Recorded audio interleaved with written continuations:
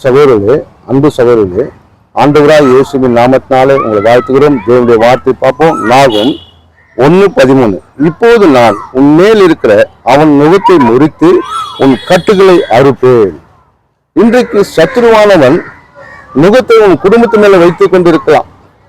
உனக்கு ஒண்ணுமே பண்ண முடியல, எல்லாமே எனக்கு தோல்வியா இருக்கிறது அப்படின்னு நினைத்து கொண்டிருக்கலாம்.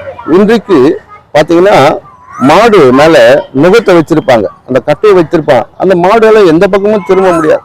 என்ன சொல்றாங்களோ முதல்ல அந்த பக்கமே போய் கொண்டிருக்கான். இன்றைக்கு சத்துரு அதன்படி நம்ம குடும்பத்து மேல வைத்திருக்கிறான் நுகத்தை. நம்ம எந்த பக்கமோ யாரும் முன்னேறலான்னு பார்த்தா மேல வந்துட்டு இருப்போம், பார்த்தா கீழ்படிக்கிட்டு தான் இருப்போம். எப்படியாவது முன்னேறலான்னு பார்த்தா ஒரு முன்னேற்றம் இல்லை. ஆனா சத்துரு நம்மளை விட்டு விலகாதவனா இருக்கிறான்.